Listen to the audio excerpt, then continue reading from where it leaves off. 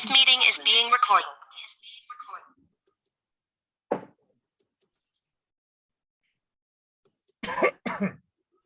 José Manuel. Ok. Bueno, buenas tardes. Continuando los Roberto, foros. te manda decir acá que te falta presidente de la Academia de Ciencias Económicas. No aparece en tu Está currículum. abajo. Está abajo. Está abajo. Está abajo. Ah, que no se veía. Está abajo. Sí. ¿Dónde abajo? Sí. Bueno, de todas maneras, esto fue una síntesis que hicimos del currículum de Humberto. Primero déjenme darle las buenas tardes a todos, agradecerle su asistencia, su presencia y su participación. Es una nueva oportunidad que tenemos de escuchar opiniones, en este caso la exposición de un economista muy importante de nuestro país, que tenemos el gusto de escucharlo y leerlo con mucha frecuencia. Es Humberto García Larralde, economista de la Universidad Central, magíster en desarrollo en Sussex, doctor en el CENDES, profesor titular de la universidad, donde fue además director de escuela y vicerrector administrativo. Ha sido además individuo de número de la Academia de Ciencias Económicas del año 2013 y fue su presidente. Es miembro fundador del Observatorio Hannah Arendt, consultor de muchísimas organizaciones nacionales e internacionales, entre otras, una que tiene mucha importancia para estas actividades, que es el CEDICE. Ha escrito numerosos libros y el último de ellos es Venezuela, una nación devastada: las nefastas consecuencias del populismo redentor, de Ediciones Carato 2020. Habla inglés y castellano. Quiero hacer una acotación adicional. Conozco a Humberto desde hace muchísimos años. Tengo una gran admiración por lo que hace, por su trayectoria, quizás podría decir que lo envidio en todos los aspectos, pero el que más envidio de él, por razones muy obvias, es que él corría en la universidad antes de dar clases y todo, y yo esa trayectoria, esa carrera de Humberto sigue, y hoy se va a parar aquí a conversar con nosotros. Y les voy a pedir a todos que preparen sus preguntas, que no las revistan de muchas motivaciones, que el tiempo aquí es muy corto. Si van a hacer preguntas, traten de hacerlas de la manera más sencilla posible para aprovechar al máximo el tiempo. Y también les voy a pedir, probablemente hay algunos términos que Humberto va a utilizar que pueden tener una connotación especial. Ya los vamos a ver, él a lo mejor lo va a aclarar. Si no, anoten esos términos también para que sea parte de esta charla. Bienvenido, Humberto, adelante y muchísimas gracias. Bueno, muchas gracias por tu presentación, Manolo. Un gran placer estar aquí con ustedes y un gran placer encontrarme de nuevo con muchos amigos. Está, por ejemplo, Germán Gutrera, que no tenía tanto tiempo. Me gusta que está, por supuesto, Nelson Ortiz y su madre, Paula Ortiz. Les mando un saludo y desde luego a cada uno de ustedes que les tengo un gran afecto. Bueno, mira, la charla a petición de José Manuel, y conversando con él, tiene que ver desde luego con qué pasó en Venezuela. Y aquí yo adopté una perspectiva, que es la perspectiva de la economía institucional, porque claro, esta es una discusión interminable: qué pasó, por qué ocurrió lo que ocurrió. Hay elementos sumamente variados, pero yo vengo trabajando hace tiempo esta idea del papel de las instituciones. Empezó inicialmente a partir de la maldición del oro negro, la maldición del petróleo, y poco a poco esa discusión, que ya es vieja, arribó en las instituciones, y como ustedes saben, pues luego han habido numerosos aportes de muchos investigadores, sobre todo en Estados Unidos, que han producido pues muchos elementos con los cuales analizar qué ha pasado en Venezuela a partir del aspecto institucional. Entonces, yo he llevado esto un poco conversandito. Voy a tocar muchas cosas, lamentablemente sin poder entrar en detalle. Voy a tratar de atenerme a la media hora más o menos que está contemplado, pero la idea es tratar de hacer una presentación coherente, digamos, estructurada respecto al papel de la institución. Yo tengo unas láminas que me podrían servir como de orientación. Si hay, aquí está el share screen, ok, voy a subirlas entonces y empezamos de una vez con la presentación. Ya va. ¿Dónde estoy?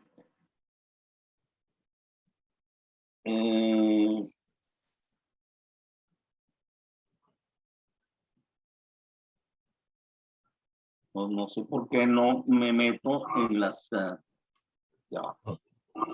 Es que tengo que buscar, yo lo tengo aquí en PowerPoint, pero... Al centro abajo tiene el share screen. El share screen está abajo, sí. Yo me metí ahorita en el share screen sin problema, pero cuando abre el share screen, no me aparece aquí está.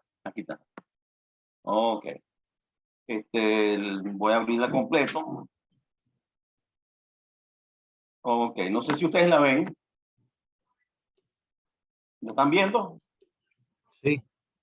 Ok, bueno, vamos entonces a empezar, ¿no? Bueno, entonces, como le dije, este es un enfoque desde el punto de vista de las instituciones. Vamos a hacer un muy rápido repaso sobre lo que son las instituciones. Ustedes, como saben, esto partió sobre todo las enseñanzas de Douglas North. Antes estaba Ronald Coase, pero podríamos decir que las instituciones son simplemente las reglas de juego imperantes en una sociedad, moldean el comportamiento de sus integrantes.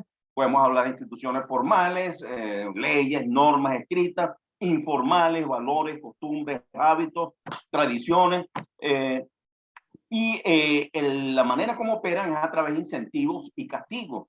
Las instituciones generan o favorecen determinados comportamientos y desfavorecen o castigan otros comportamientos, y eso incide entonces en la perspectiva de desarrollo, bien porque se impulsan conductas que afianzan las oportunidades digamos, de inversión, la iniciativa privada, la creación de riquezas, o bien al contrario, son instituciones que coartan, restringen, sepultan eso y, por supuesto, son contrarias a las posibilidades de desarrollo. Bueno, a partir de aquí, el libro famoso de ¿Por qué fracasan los países? Asimov y Robinson desarrollaron una metodología que ha resultado ser bastante útil, que es la división, o mejor dicho, es el análisis de las posibilidades de desarrollo de los países a partir del tipo o de la naturaleza de las instituciones que tienen. Y ellos difieren o diferencian, distinguen entre instituciones inclusivas y extractivas. El argumento de ellos fundamentalmente es que la diferencia entre el desarrollo de los países avanzados hoy en día y los países subdesarrollados o en vía de desarrollo obedece precisamente al tipo de instituciones.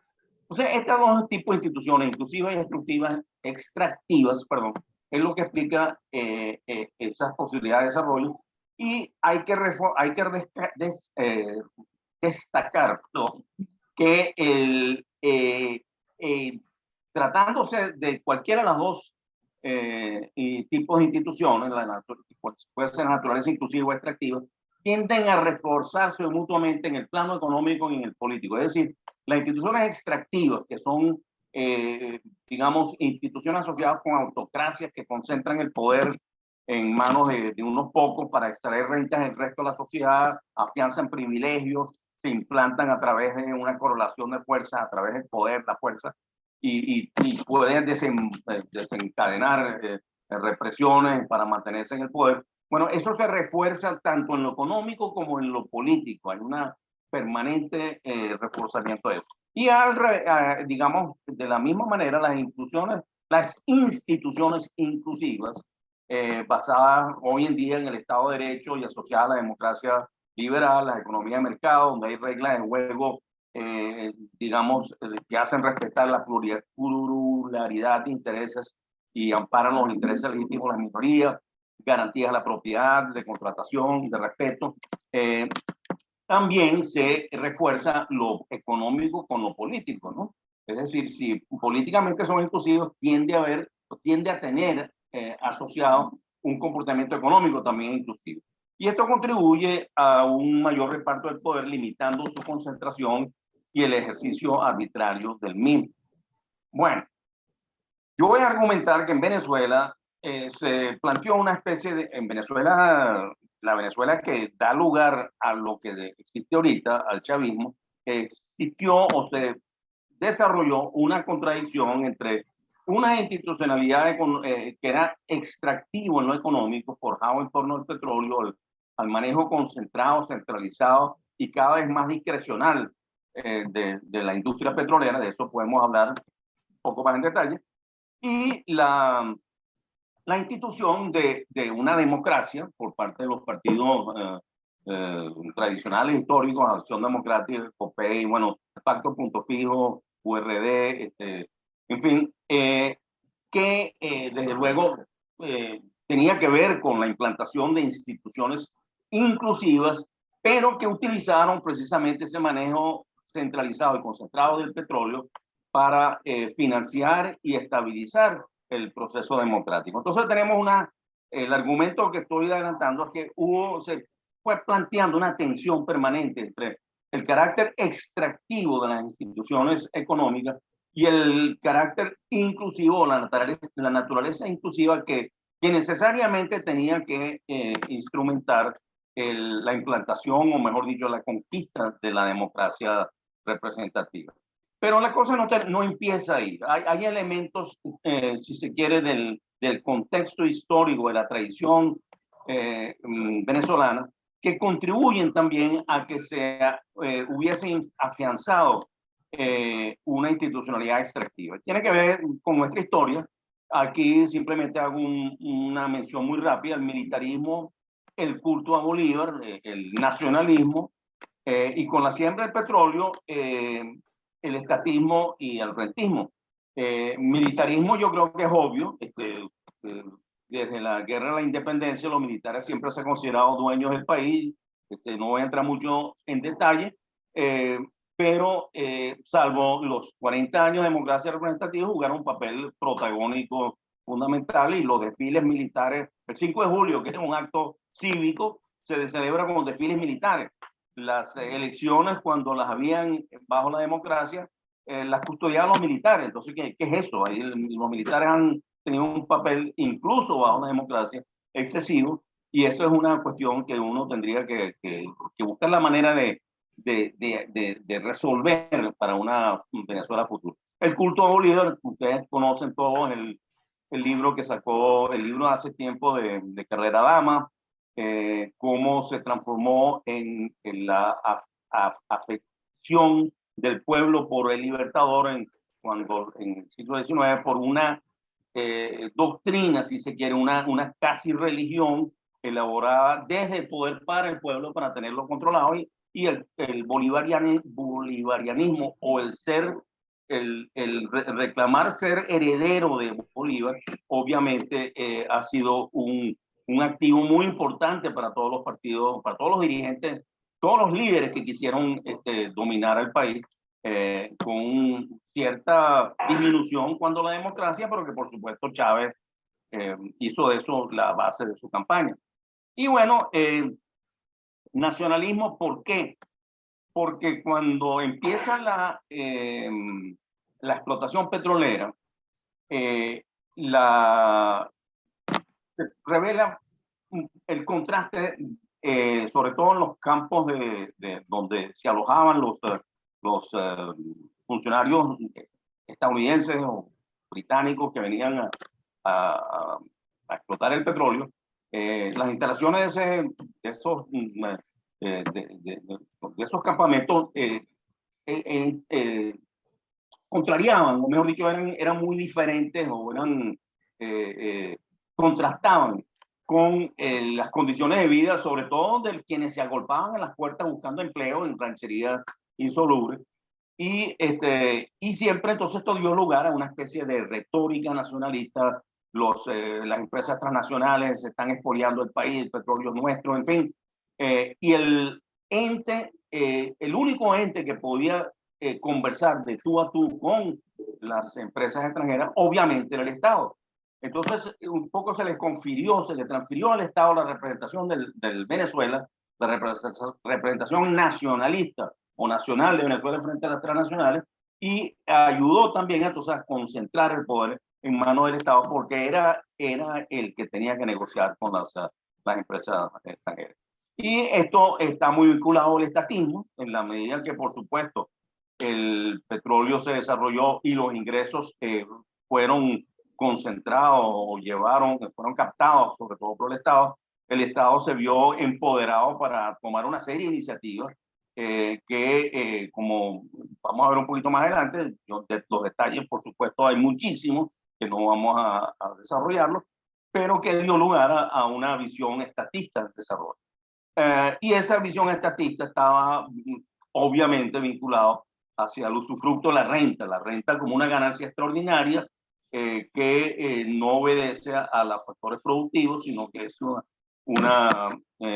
un ingreso por encima del costo de oportunidad en el uso del recurso, y ha sido utilizado a discreción o con creciente discreción, a pesar de toda la institucionalidad que funcionó en el pasado, por parte de los distintos gobiernos. Y eso ha dado lugar a un petroestado que ha sido muy vulnerable pues, al manejo personalista y, si se quiere, bueno, discrecional, como dije anteriormente, los ingresos petroleros. Bueno, yo quiero insistir un poco en esto del manejo del Estado del petróleo.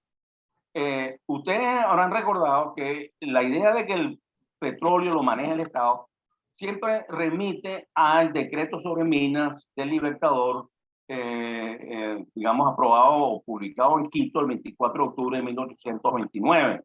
De acuerdo con este decreto, que dice, el primer artículo dice lo siguiente. Aquí no lo puedo leer completo porque tengo, ya va. Déjame bajar esto. Ok. Conforme a las leyes y las minas de cualquier clase corresponden a la República, cuyo gobierno, perdón, conforme a las leyes, las minas de cualquier clase corresponden a la República, cuyo gobierno las concede en propiedad y posesión a los ciudadanos que las pidan, bajo las condiciones expresadas en las leyes y ordenanzas de minas y con las demás que contiene este decreto. Entonces, fíjense lo siguiente, esto se ha basado supuestamente en la legislación o la normativa bajo la corona, en donde la corona era dueña de todas las tierras y de sus suelos. Entonces, claro, al conquistar la independencia, eso pasa a manos de la República. Pero la República no es el Estado. La República es la conformación de la nueva constitución social en este caso, venezolanos, gran colombianos, por decirlo como ustedes quieran, que traslada o sustituye la soberanía del monarca por la soberanía del pueblo, de los ciudadanos. Entonces, eso es la República. El Estado, por supuesto, es el ente administrativo que administra los intereses de la República, pero no es lo mismo. Nosotros hemos heredado de esa legislación o de esa interpretación la idea de que la República es el Estado y el Estado es el que tiene que reservarse el negocio petrolero o las minas en general. Y nos olvidamos de que en ese decreto, el primer artículo, el gobierno puede conceder la propiedad de las minas y la posesión de las mismas a los ciudadanos que las pidan. Entonces, hemos entronizado desde el comienzo, todas las legislaciones lo han tenido, la idea de que el petróleo tiene que ser administrado por el Estado, ¿no? Y desde luego esto significó el usufructo de enormes rentas que hicieron de Venezuela el país más avanzado de América Latina en los años centrales del siglo pasado. Concretamente, si ustedes revisen las cifras de Angus Maddison, el escocés este que hizo la recopilación estadística del crecimiento en prácticamente todos los países del mundo, se darán cuenta que Venezuela emerge luego la Segunda Guerra Mundial como el país de mayor ingreso per cápita, incluso que muchos países europeos, destrozados por supuesto por la guerra, y permanece a la cabeza de América Latina hasta principios del siglo XXI, cuando Chile lo sobrepasa. Entonces, esa enorme renta se utilizó, yo creo que uno podría pasar una especie de examen histórico, utilizó para bien. Es decir, hubo inversiones en infraestructura, en escuelas, en hospitales, en servicios en general. Hubo mejoras en las condiciones de vida en general de la población. Hubo incentivos que atrajeron inversiones. Hubo mejoras en los salarios, en los sueldos, en fin, cosas incluso tan terribles hoy como la inseguridad personal en su momento no era un grave problema del país. En fin, había una institucionalidad que se desarrolló hacia la modernización, en buena medida financiada por el petróleo. Vamos a ver luego algunas consideraciones respecto a la democracia, pero que dio lugar también a un empoderamiento muy grande del Estado venezolano, que si bien eso estaba controlado por leyes, las constituciones respectivas, la constitución del 61, por ejemplo, no dejó de otorgar cierto voluntarismo. Y siempre se ha hablado del presidencialismo en Venezuela, basado en ese voluntarismo, esa capacidad o esa intención de poner la propia impronta del presidente sobre la política, en fin, de que lo reconociera la historia o que incluso lo pudieran seguir considerando como líder. Recuerden ustedes que en la Constitución de 1961 las garantías económicas fueron suspendidas inmediatamente después de aprobarse la Constitución, lo cual significaba que el Estado se reservaba la posibilidad de autorizar o no nuevas inversiones, las condiciones en las cuales deberían operar las empresas, los sueldos, en fin, los precios también. Le dio una gran posibilidad, le dio un margen de discrecionalidad al Estado también en ese sentido. Podemos hablar de los incentivos a la industrialización por sustitución de importaciones, es decir, exoneraciones, exenciones de impuestos, financiamiento preferencial, el decreto compre venezolano, la sobrevaluación del bolívar que facilitaba o abarataba la importación de insumos y maquinaria y aumentaba el poder de compra de la población, y por supuesto el proteccionismo. Entonces todo eso dio lugar a la búsqueda de rentas, el rent seeking, ¿no? Que tuvo una especie de o dio lugar a una dinámica entre Estado y los que buscaban rentas que por supuesto fue pervirtiendo en, si se quiere, las instituciones. Y sabemos que en la década perdida de los años 80 privó sobre todo rent seeking, porque ya la bonanza petrolera había pasado, ya las expectativas de que las cosas iban viento en popa no existían. Entonces, y el Estado en manos de primero Luis Herrera y luego Lucinchi fue cada vez más interventor, con controles de todo tipo, y eso dio lugar, por supuesto, a rent seeking. Y podemos pensar que, o podemos, digamos, arriesgarnos a resumir que en buena medida la democracia venezolana se sustentó en esta capacidad que dio el petróleo, pero que conformó una especie de pacto social implícito con la población. Ese pacto social implícito estribaba en que el gobierno, bien sea de Acción Democrática o de COPEI, se comprometían a mejorar permanentemente las condiciones de vida de la población, y la población en recompensa lo votaba por ello. Pero era una relación, si se quiere, vertical, paternalista entre Estado y sociedad. No había una ciudadanía activa, protagónica, que exigiera, que conquistara derechos, sino en buena medida era lo que favorecía o lo que facilitaba el ingreso petrolero, que fue muy abundante, ¿no? Entonces teníamos un juego suma positivo que contribuyó mucho a estabilizar la democracia, pero que con el tiempo, sobre todo a partir de la década perdida, se transforma en un juego suma negativo en el sentido de que los ingresos petroleros ya no seguían creciendo, cayeron más bien, la economía interna doméstica no logró reemplazar esa dinámica por la falta de competitividad y la falta de dinámica o de condiciones propias para mantener una dinámica de crecimiento. Y entonces cuando empezó a achicarse la torta, la sociedad venezolana empezó a buscar culpables en vez de buscar arreglos. Por supuesto, hubo el importantísimo esfuerzo de arreglo que fue la segunda presidencia de Carlos Andrés Pérez. Pero en términos de la cultura política, privó también esa búsqueda de culpables. Aquí vamos a hablar un poquito de la democracia. Esta es una hipótesis también que a lo mejor ustedes no encontrarán muy simpática. Yo estoy planteando que esta tensión que mencioné al comienzo entre instituciones inclusivas de la democracia y una institucionalidad extractiva por la manera como todos se han apoyado en un recurso centralizado, concentrado en el Estado, que es el petróleo, el usufructo de la renta petrolera y sobre todo el usufructo cada vez más discrecional y interventor de esa renta, con esa renta.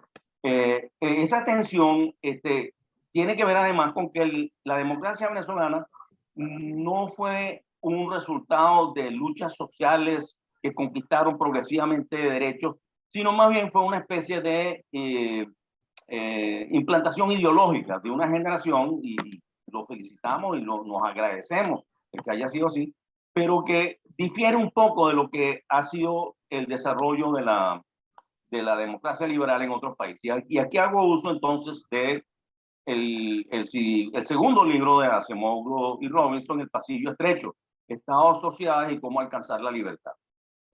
Uno de los argumentos principales de ese libro es que la construcción del Estado liberal ocurrió desde abajo y fue resultado de la interacción entre un poder central emergente con una sociedad también enérgica, muy activa. El Estado, digamos, la idea del Estado era que el Estado tenía que, por supuesto, imponerse con normas comunes a todos para crear un escenario favorable a la iniciativa privada, pero a los derechos, al reconocimiento de las minorías y de los derechos de cada uno. Pero eso no podía dar lugar a un Estado omnipotente, centralizado, una especie de leviatán autoritario, sino más bien esas condiciones, esas normas comunes deberían responder a las condiciones y criterios de justicia que se habían forjado en su interacción con la sociedad misma, una sociedad muy activa, que entonces poco a poco iba también imponiendo las condiciones para que se fuera estructurando ese Estado de esa manera. Y por supuesto, este es un análisis histórico que yo los invito a ustedes a leer, pasando desde luego la experiencia inglesa, pero no solamente británica, pero no solamente, hay muchos ejemplos que ellos dan, y que ayudan a entender eso como una interacción muy positiva. El argumento de paso detrás de esto es que la democracia y el liberalismo no necesariamente coinciden. Entonces, la manera como ellos explican cómo es que coincide es cuando hay una sociedad muy activa que interactúa con el Estado. Ahora bien, el argumento que yo propongo, que yo estoy estableciendo, es que en Venezuela eso no ocurrió así. La democracia fue impuesta desde arriba. No fue resultado de un proceso que emergiera de luchas sociales sostenidas contra las estructuras opresivas. Fue un compromiso ideológico de una generación política e intelectual dispuesta a dejar su impronta en la historia de la nación, instaurando garantías civiles a ser disfrutadas en libertad. Y esto ocurrió, desde luego, sobre todo a partir del año de 45 y 48. No había esa sociedad protagónica y fortalecida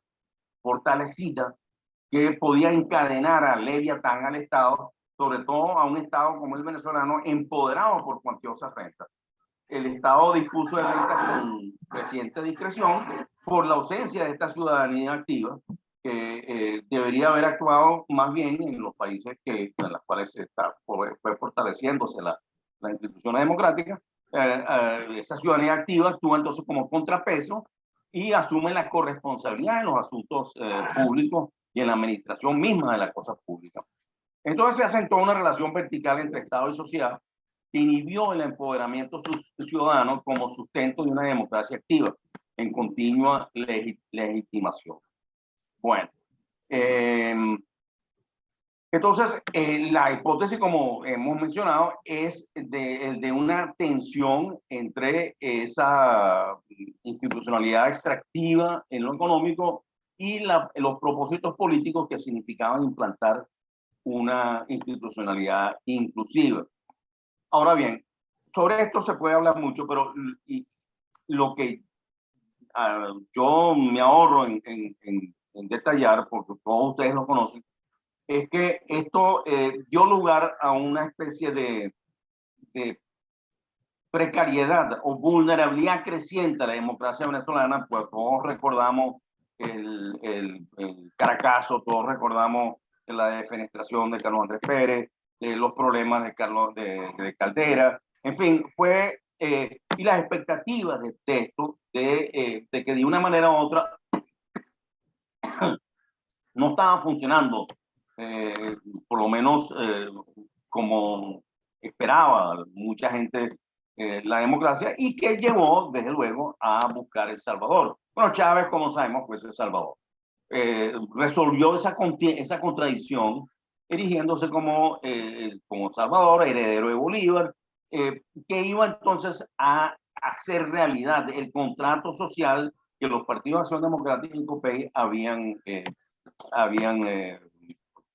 dejado perder, no habían cumplido su parte. Es decir, desde el punto de vista de esa cultura política que he descrito de manera muy simplista, mucha gente esperaba simplemente que tenían derecho, pues, a una mejora permanente, porque ese era su derecho, y el Estado tenía que cumplir, y el Estado eran los gobiernos de Acción Democrática y COPEI que fallaron, y por supuesto el hijo de Bolívar se erigió para entonces hacer realidad esta posibilidad. Bueno, entonces todos conocemos la historia de lo que ocurrió después, es decir, Chávez poco a poco fue desmantelando las instituciones del Estado liberal democrático, es decir, la inclusividad. Recordaremos al comienzo incluso su intento rápidamente poner las manos encima a la CTV, fracasó, lanzó de candidato a Aristóbulo Isturi, y entonces monta un sindicalismo, una central aparte. Se mete luego con todos los institutos autónomos, va reduciendo la autonomía de los poderes públicos, elimina ya definitivamente con el tiempo el equilibrio y la autonomía de poderes, arremete desde luego contra los gremios en general, contra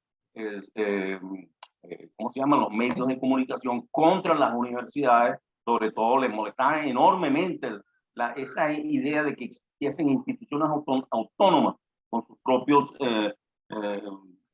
propias misiones, su autonomía para gobernarse.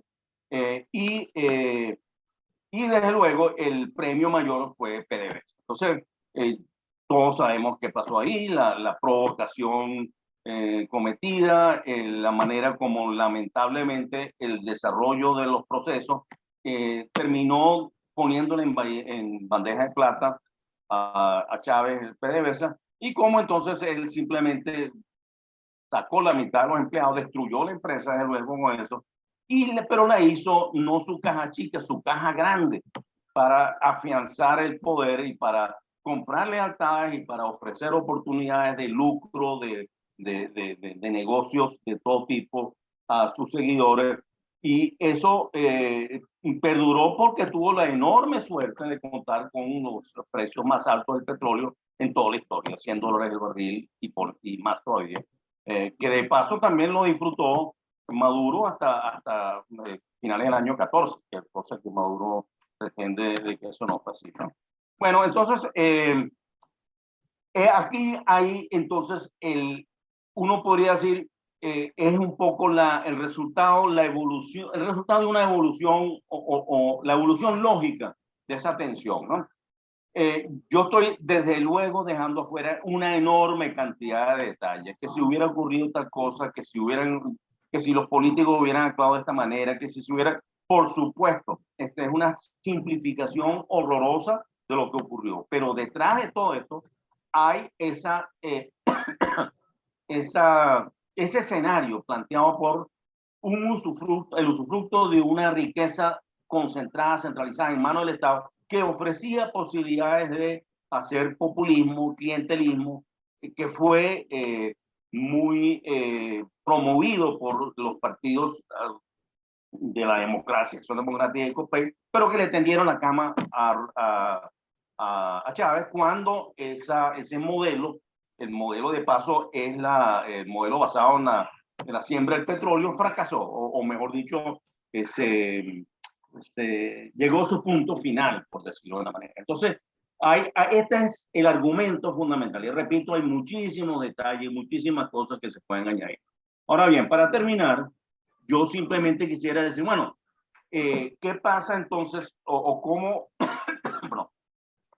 cómo podríamos cambiar eso? Es decir, todos pensamos que el petróleo va a seguir jugando un papel importante en la economía. Esto lo digo, digamos, en el contexto de una situación que es, por supuesto, muy adversa a la industria petrolera. Uno, la transición energética por razones de cambio climático. Y dos, la destrucción de PDVSA como tal, ¿no? Pero aún así, a mí me han convencido lecturas que uno ha hecho de los amigos petroleros venezolanos, de cómo independientemente de que se busque capturar CO2 de la atmósfera y ser cada vez menos contaminante, que sé yo, Venezuela va a tener que, y creo que incluso planteándose todas las posibilidades de desarrollo con base en fomento a la competitividad, esto es una discusión que se tiene que profundizar, por supuesto, lo que eso significa, rescatar desde luego las instituciones, las garantías, la seguridad, pero aún así el petróleo, por lo menos en los primeros lustros, va a seguir siendo importante. Entonces el petróleo genera rentas, esas rentas que son la diferencia entre el precio de venta y el costo de producción, incluyendo la ganancia normal, y esas rentas en el pasado fueron la base de ese usufructo discrecional que dio lugar a ese manejo político discrecional de siembra de expectativas, que fue el contrato social que lamentablemente o que no pudo sostenerse en el tiempo y que Chávez entonces aprovechó para decir que él sí, él era el salvador que puede hacer eso, y desde luego le abrió la puerta a la destrucción de la economía y de la política y de los derechos como los conocíamos. Bueno, para terminar entonces, en el CENDE, cuando hicimos el proyecto La ilusión de la siembra del petróleo, propusimos la siguiente, un aporte pues a evitar o a eliminar el extractivismo. Y tenía que ver con privar al Estado, privar a los gobiernos, no al Estado, privar a los gobiernos de la renta. Y esta propuesta tenía que ver con la constitución de fondos que fuesen autónomos, independientes y blindados sus reglas de asignación y de gasto. Y habíamos hablado en esa oportunidad de fondos de infraestructura, inversiones públicas, por ejemplo, fondo de estabilización macroeconómica, desde luego anticíclico, un fondo de capital social que tuviese que ver con todo lo que es educación, salud, inversión en eso, y un fondo intergeneracional para pagar pensiones y jubilaciones, como el caso noruego. Uno podría decir, bueno, ¿por qué 4 fondos? ¿Por qué no un solo fondo que tenga esas atribuciones? También, obviamente, hay distintas posibilidades respecto a esto, pero lo importante aquí es que fuesen fondos que no se manejaran directamente por el gobierno, sino de acuerdo con un consenso, un gran consenso nacional, que estableciese los fines, las normas que se regirían, las condiciones en que se utilizaran esos recursos. Y estos fondos funcionarían como si fueran una banca de desarrollo. Se financiarían proyectos con base en la calidad, digamos, la excelencia de esos proyectos, digamos, las condiciones planteadas en los propios proyectos, ¿no? Siendo fondos originados por el propio país, no se exigiría necesariamente los reembolsos, pero sí habría quizá un sistema de penalidades por incumplimiento o por incremento de costos.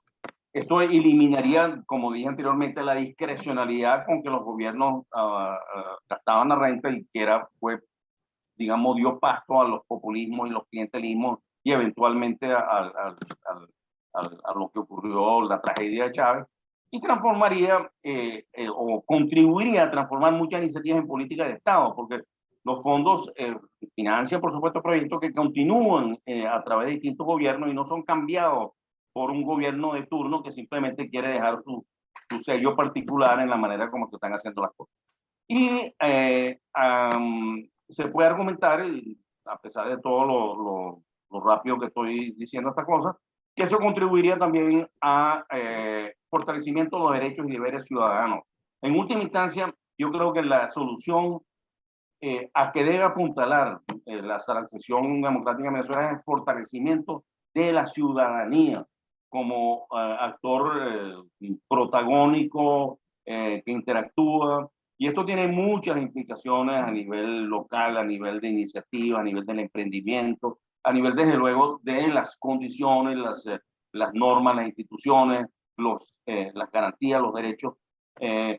Y en fin de cuentas, esta es la base de una posibilidad de desarrollo estabilizado dentro de un contexto institucional inclusivo. Es decir, es esa ciudadanía protagónica la que refleja o la que expresaría esa inclusividad. Bueno, yo creo que lo más importante es las posibilidades de discutir, porque repito, hay tanto detalle en esto.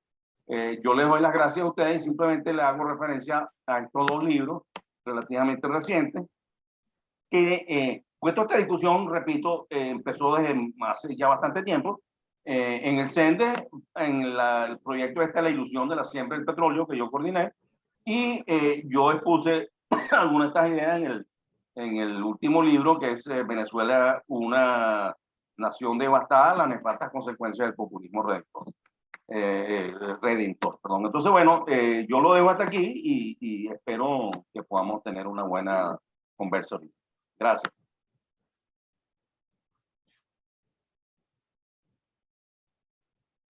Humberto, como siempre, hemos visto la exposición de Humberto está basada en una trayectoria de investigación, de búsqueda, de reflexiones, de trabajos que han sido calibrados en vamos a llamarlo así, en la lucha teórica y en la lucha científica y profesional, ¿no?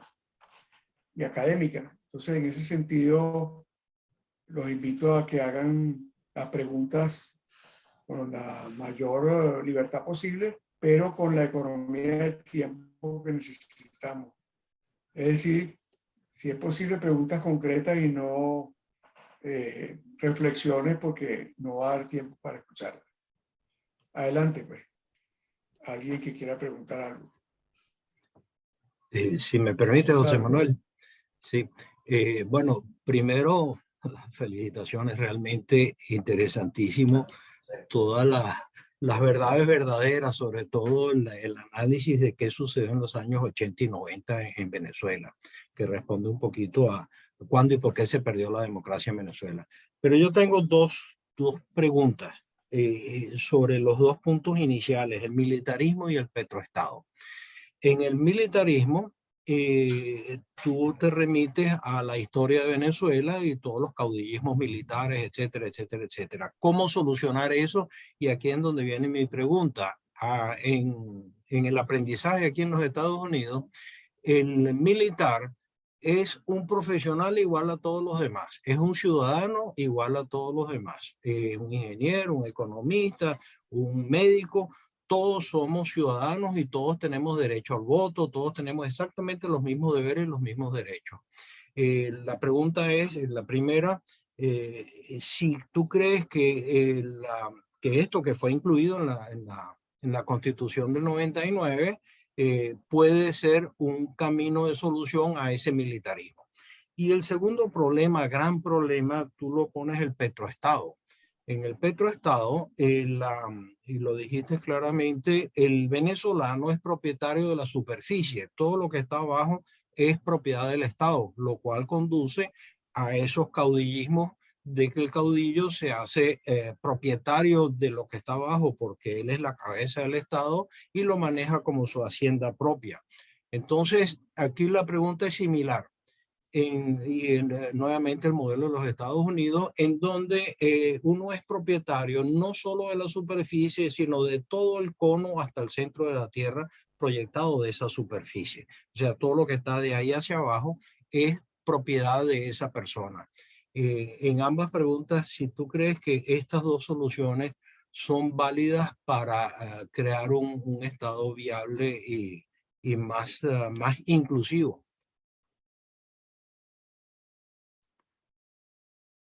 ¿Cómo se hace, cómo hacemos, José Manuel? ¿Escucho varias preguntas y contesto o voy contestando?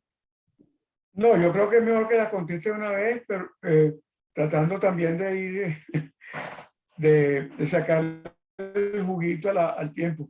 Yo creo que Sí, es mejor que la bueno, responda fíjate, una vez, porque respecto si no... al militarismo, yo creo que todos estamos claros del enorme peso que ha tenido.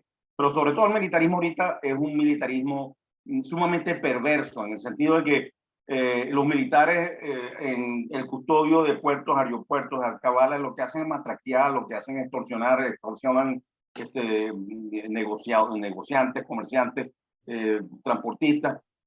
Y además, como ustedes han debido haber leído, pues son un poder económico muy importante, manejan empresas, con subcontrata con el Estado, están metidos desde luego en lo que es la expoliación de Guayana, han sido, digamos, han tenido en sus manos PDVSA, en fin, son el principal, el eje del poder económico y de la corrupción son los militares. Entonces, es un estamento militar, porque también hay militares honestos, lamentablemente, algunos de ellos incluso presos y torturados y hasta asesinados. Pero entonces, el problema es rescatar una institucionalidad militar. Uno podría discutir históricamente si los militares hacen o no falta. Yo personalmente a mí me gustaría un país que no tuviese militares, como Costa Rica, pero en un principio hay que rescatar la institucionalidad militar. Y eso podríamos pensar en un componente militar mucho más pequeño, mucho más profesionalizado, mucho mejor preparado y consciente de sus responsabilidades. Pero además de eso, un elemento central en esto es que tiene que ser bien pagado. Un militar tiene que estar, los oficiales y la tropa en general tienen que estar muy bien remunerados para no caer en la tentación de utilizar ese poder para matraquear. Desde luego habría que eliminar las alcabalas, habría que... Yo lo planteé en un foro de hace unos meses, que debería eliminarse la Guardia Nacional, que es el cuerpo más corrupto. Había militares en ese foro y me argumentaron que no, que eso es una tradición, no sé qué cosa. Bueno, en todo caso, hay que sanear a la institución militar, y sanearla significa eso más pequeño, muy altamente profesionalizado. Los sistemas de selección y de ascenso tienen que ser sumamente cuidadosos, y desde luego tienen que contar con los recursos como para que realmente esa institución se funcione como tal, y desde luego esté subordinado al poder civil. Eso está en la Constitución, o hay que hacerla cumplir, y hay que empezar entonces a meter preso a militares que se niegan a acatar el poder civil. Esto es muy difícil, muy complicado, sobre todo en estas condiciones. ¿Cómo le quitas el poder a estos que lamentablemente han destruido la institución militar? Pero bueno, esa es la única solución que yo veo, políticamente muy complicada. Y el segundo tema, yo no sé si es un problema de propiedad, si los privados... yo lo que sí, y traje a colación el decreto Libertador. El decreto Libertador contemplaba que las minas pudiesen estar en manos, independientemente de que el subsuelo fuese de la República, la explotación pudiese ser en manos privadas. Entonces, el problema es propiedad o el problema es el usufructo de esa renta en manos diseminadas entre... El caso del petróleo no son empresas pequeñitas, son empresas grandes por la tecnología, las inversiones, en fin, las conexiones con el mercado extranjero. Pero no sé si el problema es la propiedad. Lo que sí creo es el usufructo de la renta. Hay que quitarle la renta a los gobiernos y y estando en manos privadas o no estando en manos privadas, esa renta tiene que ir a fondos distintos a los gobiernos, de forma tal que en función de un proyecto nacional con metas consensuadas y objetivos, entonces contribuya con las enormes deficiencias que además hay ahorita en bienes públicos que permitan entonces rescatar a Venezuela. Gracias. No sé si Tenemos a Pedro Castro con la mano levantada y en el chat hay cuatro preguntas. Pedro, y después leemos las preguntas del chat. Micrófono, Pedro. De acuerdo, Gonzalo. Siempre recordándole a Pedro la necesidad de aprovechar al máximo el tiempo, porque el expositor está en Madrid y son las 9 de la noche ya. 8. 8:30. 8. No, 8:03. Bueno. Ok. Pero está comenzando la tarde en Madrid apenas. Así es. Vamos a estar hasta las 3 de la mañana. Madrid no es Caracas. Ah. Mira, bueno, no, pero brevemente, me encantó la exposición de Humberto, porque yo debo confesar que soy alérgico a las presentaciones sobre el origen de Chávez, en las conspiraciones, en toda esa paranoia, y realmente Humberto puso el acento sobre sobre los asuntos estructurales. Uno pudiera estar o no de acuerdo con eso, pero hizo una exposición muy seria sobre asuntos estructurales y no sobre la conspiración contra la democracia y tal y qué sé yo. Cosa que, bueno, como yo confieso mi particular rechazo a ese tipo de explicación. Yo puse también en el chat dos contribuciones bibliográficas a esta discusión. Una es un viejo libro clásico, que es el libro de Barrington Moore, Orígenes Sociales de la Democracia. Es un libro excelente. Y el libro de David Landes, que es un libro excelente, Origen de la Riqueza de las Naciones, editorial crítica. Realmente, es más, creo que el libro de David Landes es muchísimo mejor que el libro de Acemoglu y Robinson. Es un libro bien, bien profundo. Y el capítulo sobre América Latina de David Landes es algo que hay que leerse con mucha seriedad. Prometeo desencadenado, un libro famosísimo de él. Sí, claro. Pero brevemente con Humberto, me gustaría oír su opinión, porque yo creo que él mencionó el tema de los derechos de propiedad, que fueron suspendidos después de la Constitución del 61, y creo que eso fue uno de los grandes errores. No educar al venezolano en los derechos de propiedad, en los derechos liberales, en los derechos de ciudadanía. Lo que me ha llevado a mí en mis reflexiones a decir que en Venezuela nosotros nunca tuvimos liberalismo, siempre tuvimos izquierda. Ese es el comentario que quería hacer y por supuesto agradecer a Humberto por la gentileza de de exponernos estas ideas tan enriquecedoras. Gracias. Ya terminé. Ya terminé. Carlos Escobar tiene la mano levantada. Sí, muy buenas tardes, muy buenas noches para Humberto. Perdón, primeramente, excelente exposición, porque con un gran poder de síntesis pudiste hacer una exposición de más de 100 años, por decirlo así, de historia de lo que es la situación política y económica de Venezuela. Sin embargo, aquí no estamos para ponernos de acuerdo o no de acuerdo, sino que obviamente cada quien tenga su criterio y sobre ese criterio hacer preguntas o también aportar, ¿no? Y hay una cosa que no estoy de acuerdo o no estoy muy de acuerdo, porque habría que revisarla en toda la exposición completa tuya y sacarla con pinza, esa no es la idea, que es el hecho de que la democracia conocida como desde Rómulo Betancourt hasta Chávez determinó ciertas reglas de juego en lo que fue el ámbito económico y específicamente en el ámbito de la explotación petrolera. Sin embargo, a pesar de que ese juego político, económico y social nos llevó como consecuencia a que saliera y prácticamente se engendrara un monstruo, porque yo lo llamo con nombre y apellido y es mi manera de decirlo, como Chávez, no fue ni siquiera culpa de la misma situación propia de que la democracia no lo haya tomado en cuenta como hecho fundamental a futuro y que trascendió a lo que ya conocemos como fue el monstruo engendrado por la misma Venezuela que fue Chávez. Me refiero a esto.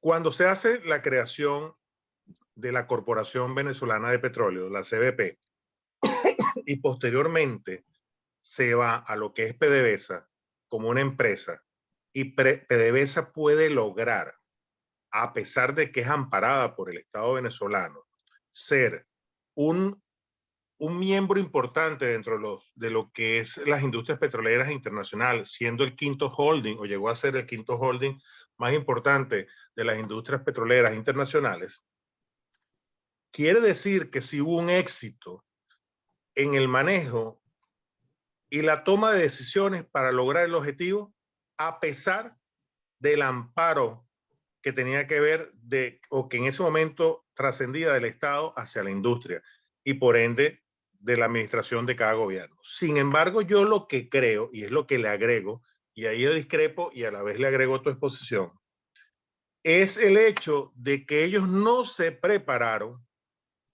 de una manera clara como buenos gerentes. Cuando digo ellos, no me refiero a la industria, me refiero al Estado y por ende a los que estaban ejerciendo el poder a través del gobierno. Es decir, Acción Democrática y COPEI, ellos nunca se prepararon para el hecho o el momento en que vinieran las vacas gordas, las vacas flacas, porque sencillamente siempre vieron las vacas gordas. ¿Y por qué digo esto?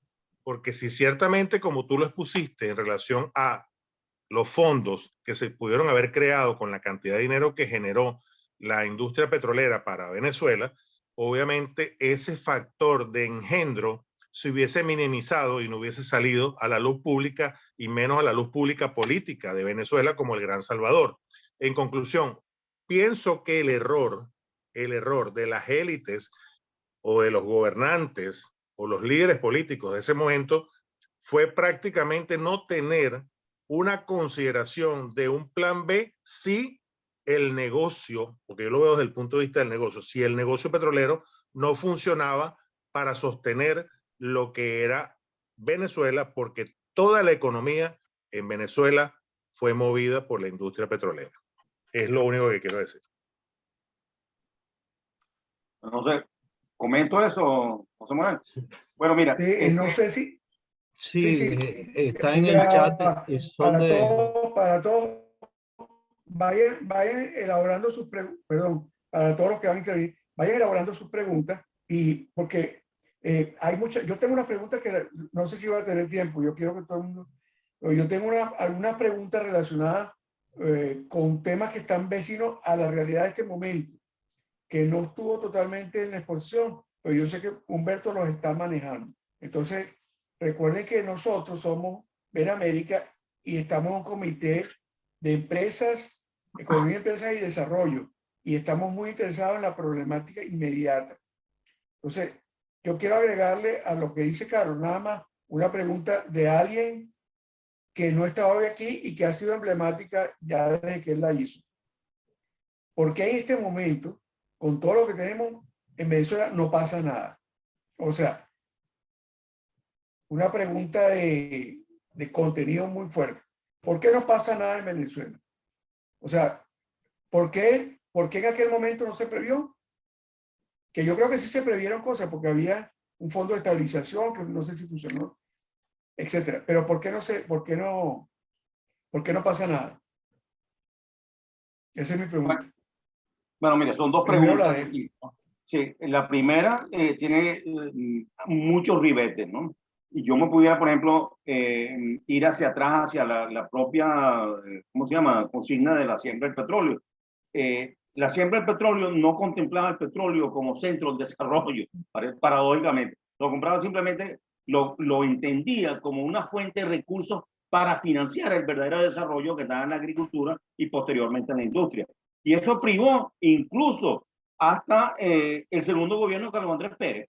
O sea, la misión de la industria petrolera siempre fue maximizar el ingreso en el tiempo para que los gobiernos tuviesen, el Estado venezolano y los distintos gobiernos tuviesen la mayor cantidad de recursos posibles para avanzar y cumplir con sus planes. Pero no era desarrollar la industria como tal. Todos sabemos de luego que la industria en manos privadas hizo sus inversiones, se desarrolló, aumentó su capacidad de producción y adquirió al máximo al principio de los años 70, 71, no me acuerdo, con la ley de reversión empezó a caer, pero el Estado venezolano incluso cuando toma eso, hay los planes de exploración, hay el flexicoker, la mejora del patrón de refinación, pero cuando llega, cuando tumban, se caen los precios del petróleo en los años 80, lo primero que se recortan son esos gastos, porque había que reservar o preservar los ingresos del Estado. Entonces, el petróleo, la industria petrolera siempre se sacrificó para el Estado. Y aquí estoy, en absoluto, estoy descalificando a los funcionarios. Yo creo que más bien todo lo contrario, fueron sumamente competentes, muy calificados y como tú dices, PDVSA ocupó papel o un ranking muy alto pues a nivel mundial.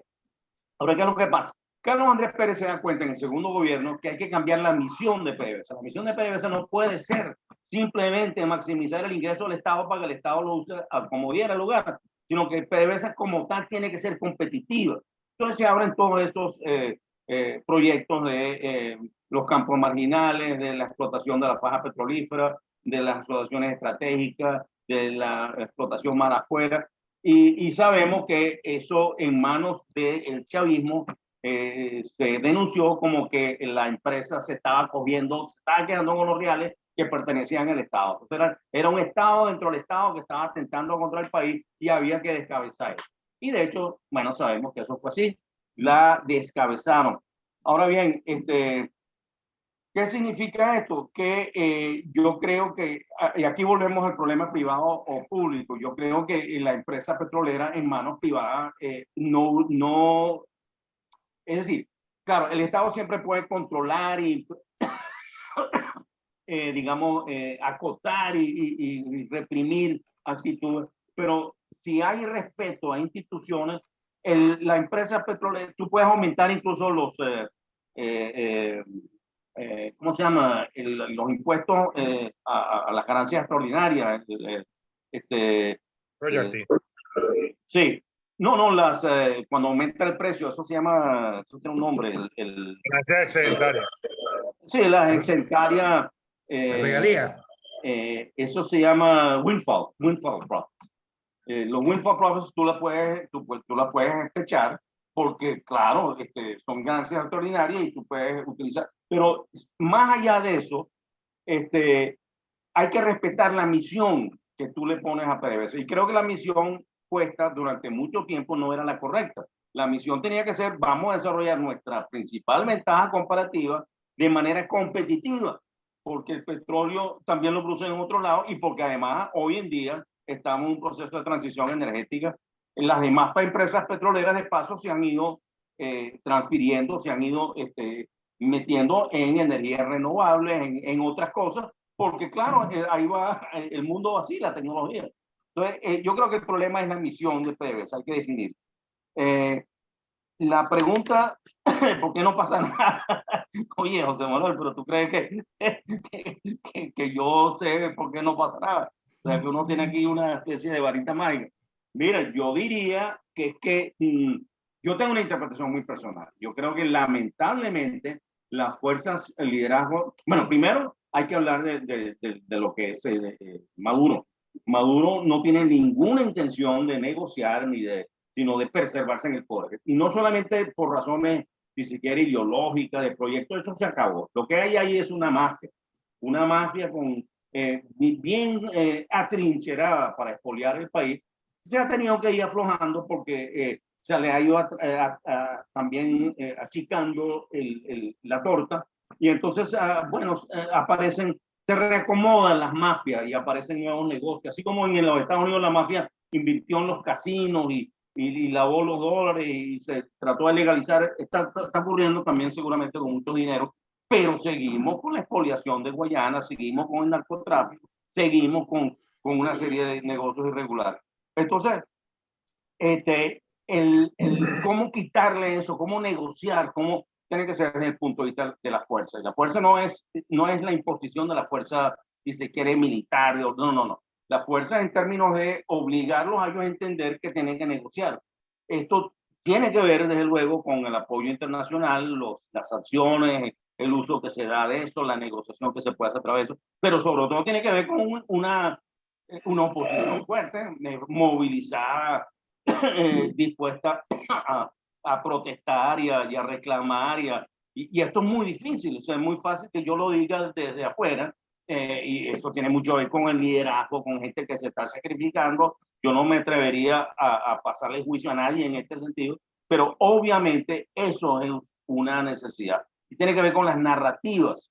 Esta idea de que Venezuela se está normalizando, mentira, no se está normalizando para el 90% de la población en absoluto. ¿Cómo recoge entonces las aspiraciones, las transforma en propuestas, en protestas y sobre todo en propuestas de reivindicación y de consolidación de instituciones? Y desde luego, ¿qué le dices a los militares? Entonces, yo creo que para terminar en esto, porque uno puede hablar interminablemente sobre esto, yo creo que las fuerzas de oposición, lamentablemente en los últimos 3 años nos dejamos llevar por la expectativa que creó Trump, de que todas las opciones estaban sobre la mesa y que entonces en última instancia eso estaba ya prácticamente dictado y yo no sé qué pasó realmente, estoy quizás siendo sumamente injusto con mucha gente, pero creo que eso contribuyó a desinflar la capacidad propia de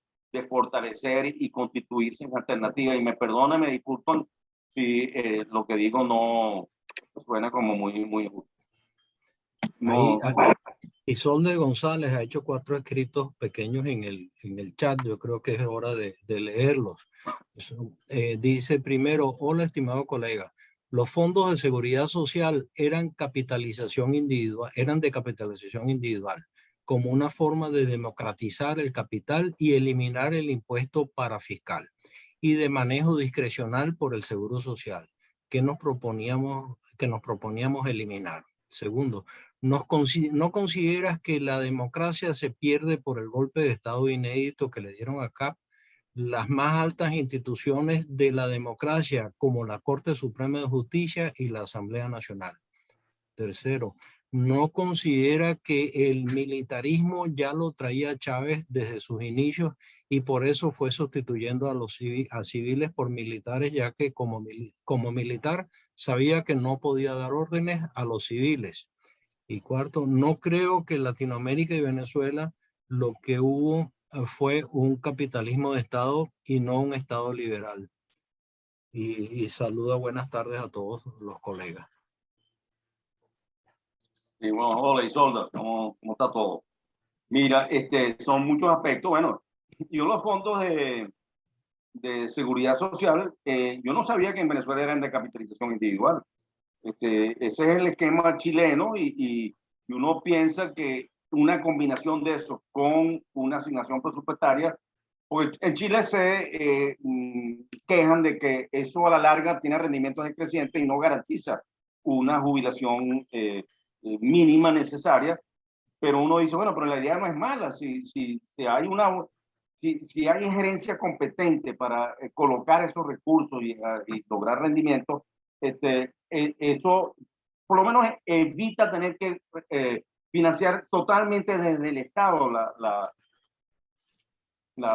porque claro, en Venezuela no era capitalización individual, digamos, uno paga su cuota, su alícuota de seguro social, pero eso es un pote del Estado. Y el Estado, como eso no alcanza, entonces el Estado, por supuesto, tiene que completar eso con presupuesto. Entonces, yo creo que ahí podrían haber combinaciones. Yo no soy muy experto en la materia, pero no veo por qué no considerar combinaciones en vez de estar o bien denunciando lo que pasó en Chile o bien denunciando la visión estatista. Luego, bueno, por supuesto, el golpe de Estado fue una confabulación contra Carlos Andrés Pérez. Digamos, la defenestración de Carlos Andrés Pérez fueron los dolientes del populismo y del clientelismo de la siembra del petróleo.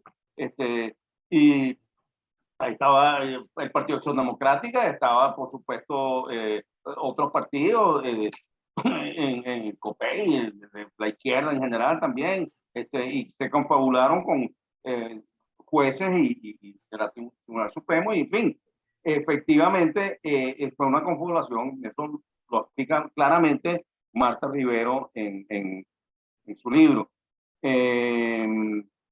Y luego, bueno, Chávez fue, por supuesto, un militar, siempre trajo la visión militar, pero trajo la visión militar no solamente porque era militar, sino porque esa era parte de la cultura política venezolana. Es que los militares fueron protagónicos siempre, fueron los salvadores. Y no solamente en el siglo XIX, todos esos caudillos, las montoneras, no, también en el siglo XX. Y nosotros le dábamos beligerancia también en las escuelas privadas y públicas, en la escuela primaria.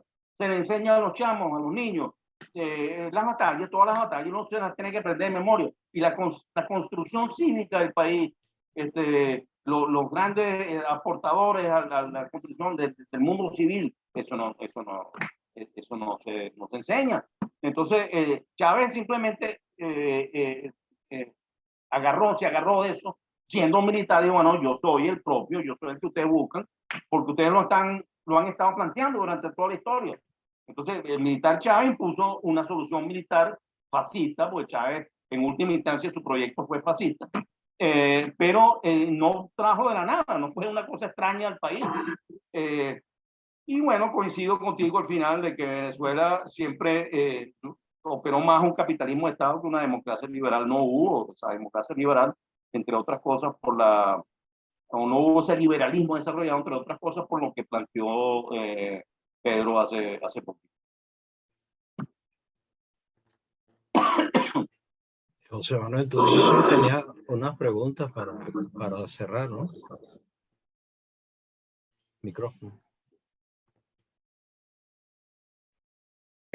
Sobre las categorías que estábamos observando hoy, que la manejan muy claramente y que tienen todos esos antecedentes que también recordó un poco Pedro.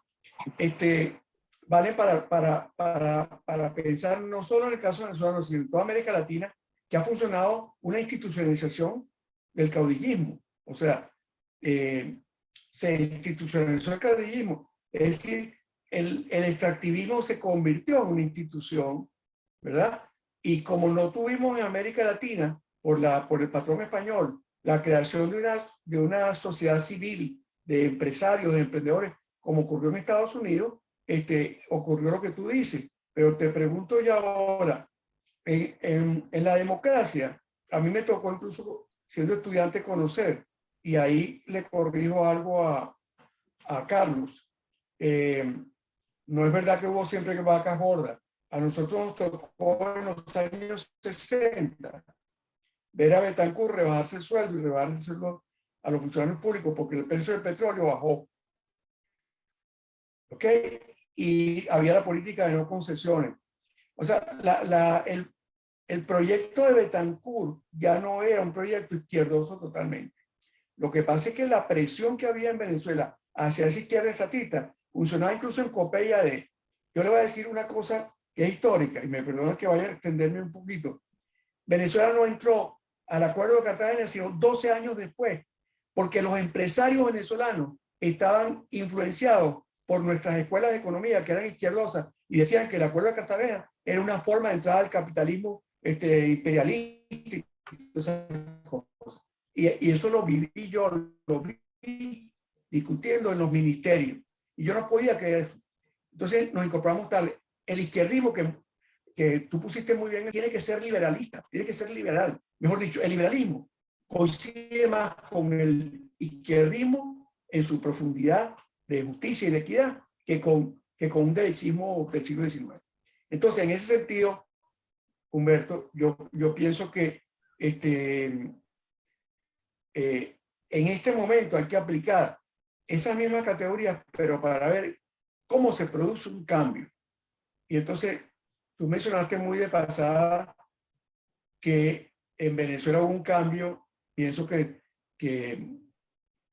hay que remarcarlo bien. Yo creo que el petróleo sí se sembró.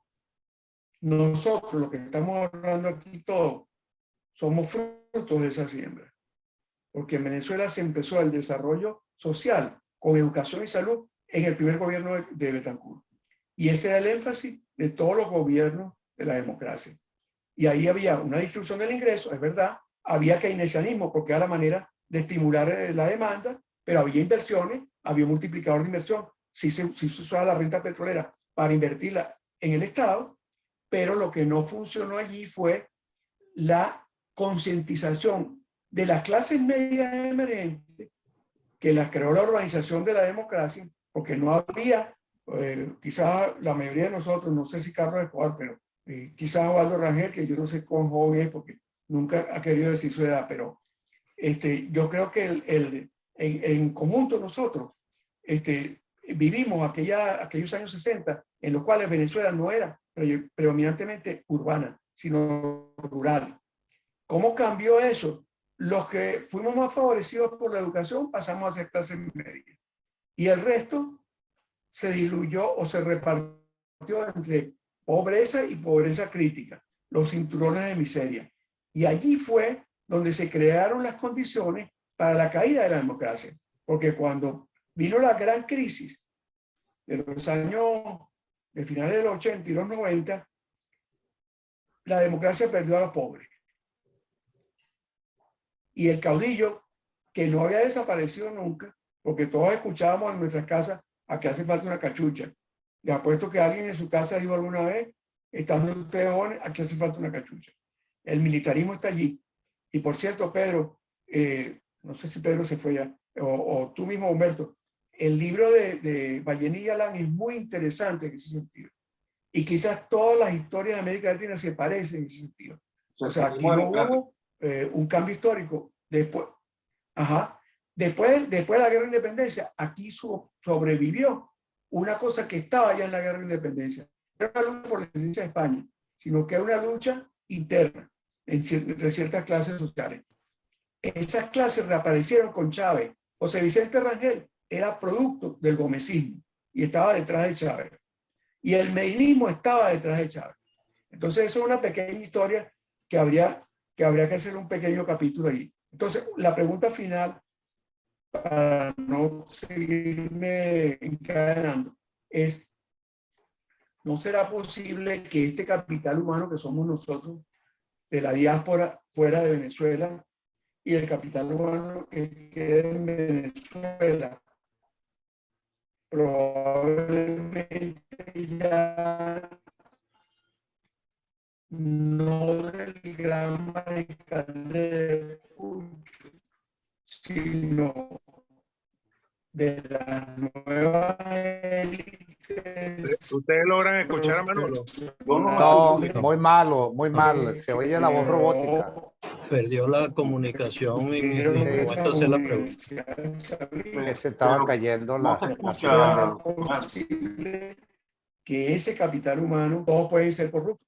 Hay muchos, yo conozco que se han... Mira, no sé si te... No Gracias sé por si, el piropo, Waldo. sí, Bueno, mira, no escuché entonces, bien, pero fíjate, no sé si interpreté bien la pregunta. El capital humano con lo cual cambiar el país. Yo planteo lo no siguiente, sé yo creo que... si Sí, pero fíjate, ¿de dónde?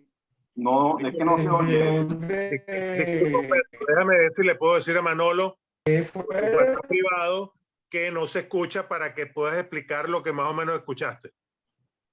Bueno. Pero Adelante, Humberto. bueno, mira, lo que yo entendí de la pregunta tiene que ver con eso, ¿qué capital humano contamos? O sea, los venezolanos son entonces hoy en día resignados, apáticos, o hay elementos. Yo diría que obviamente tiene que haber elementos, porque es más, cuando tú ves los reportes de la organización esta que registra las protestas, ¿cómo se llama eso? Hay una ONG que saca, han habido cada vez más protestas, sí, sí, hay permanentes protestas, pero lo que pasa es que son localizadas, no se transforman en propuestas políticas, no hay coordinación entre ellas, pero la gente por supuesto quiere el cambio. Ahora, ¿qué es lo que yo pienso que se ha evidenciado en estos años también? Que ha ido creciendo cada vez más experiencias de emprendimiento de diversa manera, no es que han surgido esos emprendedores tecnócratas o tecnológicamente calificados, no. La gente se ha aprendido a resolvérsela por sí mismo y a emprender negocios, resolver por la vía legal, por la vía ilegal, pero hay esa capacidad de creativa, si se quiere, a veces mal empleada, como lo que usted quiera, pero que no tiene un contexto favorable, no tiene un marco institucional positivo para ello. Bueno, una parte de la narrativa de la oposición, porque yo creo que hay muchísima gente en eso, una parte de la narrativa de la oposición, bueno, vamos a darle un contexto a eso, vamos a ofrecerle a ellos unas herramientas o algunas demandas, algunas metas a lograr para que ese emprendimiento tenga más solidez, consiga financiamiento, aumente la seguridad, pueda contar con asistencia tecnológica, pueda empezar a exportar, en fin, hay tantas cosas que se pueden hacer. Pero eso es un asunto quizás muy económico, pero se compagina, desde luego, con el problema de los derechos. Los derechos hay que conquistarlos empezando también en las alcaldías, y no solamente planteárselo como grandes cosas a nivel nacional, que por supuesto hay que hacerlo, la libertad de los presos políticos, ese tipo de cosas, pero hay mucho que se puede hacer a nivel muy local. Ahora bien, la diáspora puede jugar un papel importante en esto, conectándose con esas demandas y contribuyendo también porque ¿qué es lo que es la diáspora? La diáspora es una red enorme de inteligencia de venezolanos, algunos que ya rompieron definitivamente con Venezuela y no van a regresar, otros no saben, otros en todo caso están dispuestos a colaborar, pero ¿cómo sacarle provecho a eso en términos de contribuir con esos emprendimientos a nivel local, contribuir con propuestas de solución a nivel de gobiernos locales o de soluciones al transporte, al agua, a las regiones, en fin?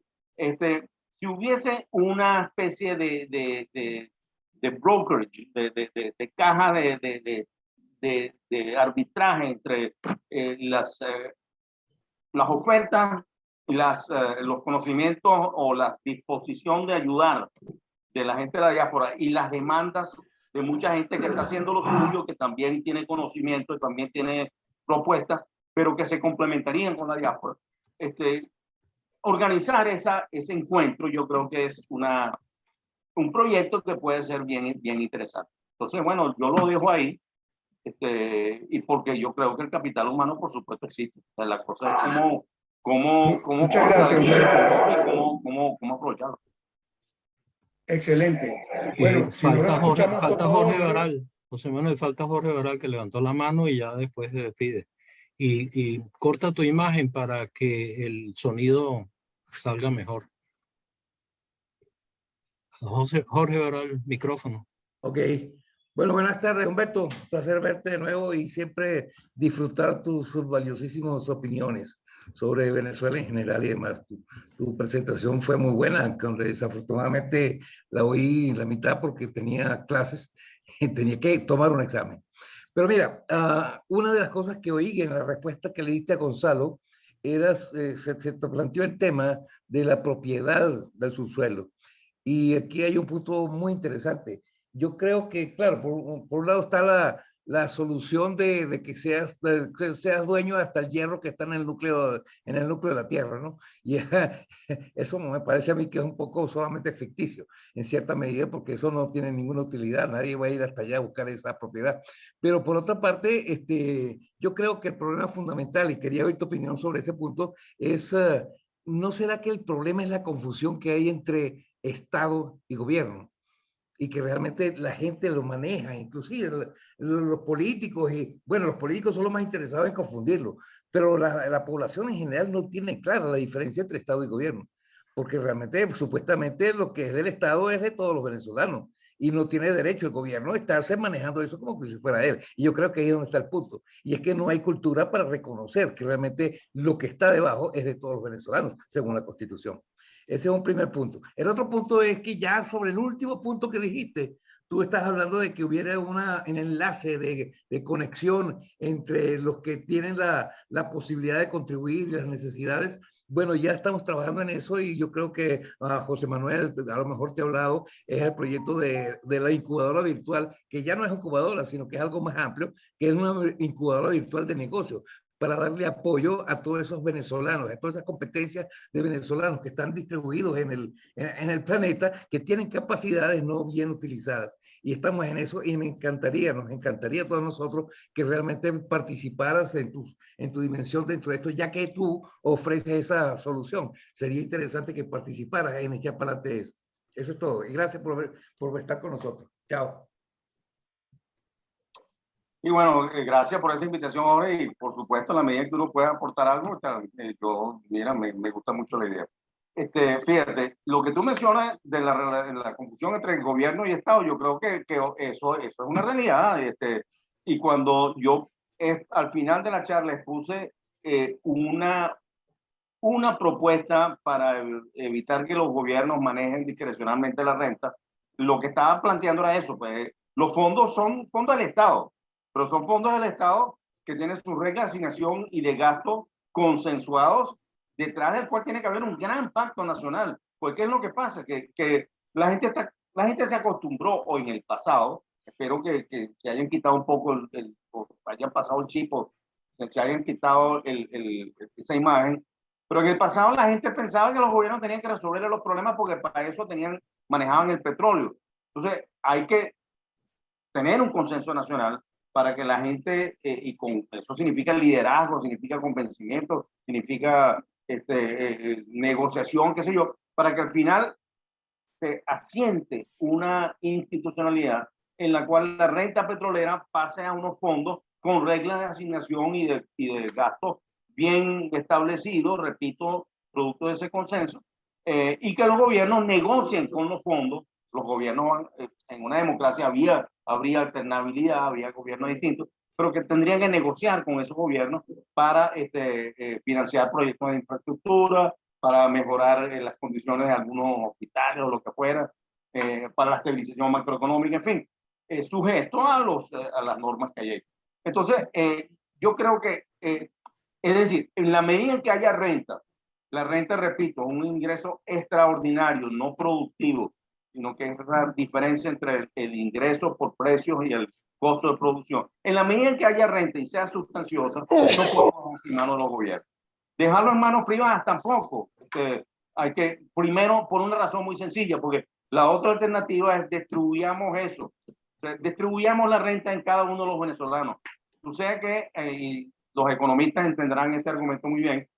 Las peores deficiencias que tiene Venezuela ahorita son los bienes públicos. Los bienes públicos no se resuelven por la vía de los mecanismos de mercado.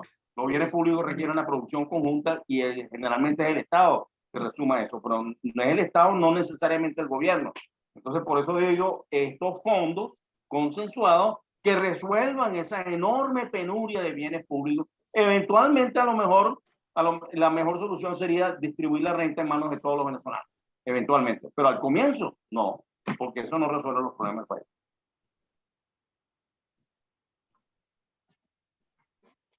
Gracias. Cerramos, Humberto. Bueno. Te pedimos disculpas porque ha sido demasiado el esfuerzo que yo estoy seguro que has hecho y lo has hecho muy bien como siempre. Lo que me queda claro es que no estoy claro. Nadie no estoy nada claro. Pero también me queda algo muy bonito así en el corazón, y es que hoy amanecí con la idea de que el cambio puede venir por otra parte, que no lo sabemos. Lo que dijo Jorge de nuestro proyecto a mí me tiene bastante entusiasmado y a todo el grupo. Y nosotros estamos trabajando también con la idea de que la diáspora no se desprenda de Venezuela.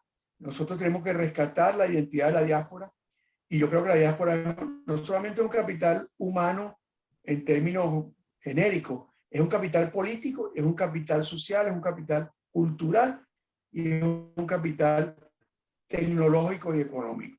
Entonces, tenemos mucho por hacer, tenemos mucho por delante y queremos continuar con estos foros porque a mí se me quedaron muchas preguntas aquí en el teléfono. Te las voy a hacer a ti, Humberto, y se las voy a transferir también al grupo del chat, porque creo que las dudas van a seguir alimentándonos y porque las inquietudes van a seguir creciendo. Y allí se puede aparecer la visión de algo que tiene que ocurrir, es que Venezuela no puede terminar siendo un país como lo que pinta allí el libro del Pasillo Estrecho de África Occidental, que es una cosa horrorosa. No podemos llegar a eso. O sea, Venezuela no puede llegar a eso y nosotros tenemos una responsabilidad allí. Muchísimas gracias, Humberto. Quisiéramos contar contigo de nuevo y ya Jorge logró que te comprometieras a participar en Invirre, ya hablaremos de eso. Muchas gracias a todos. Hoy logramos una asistencia récord de 15 personas. Está casi como Shakira ya. Está llenando los estadios. Aquí no han venido las últimas reuniones más de 8. O sea que duplicaste. Bueno. Muchas gracias a todos. No, gracias a ustedes. Estamos en Gracias. contacto. Muy agradecido. Gracias, Gonzalo. Gracias, Humberto. Muy amable. Hasta luego. Gracias, muy amable.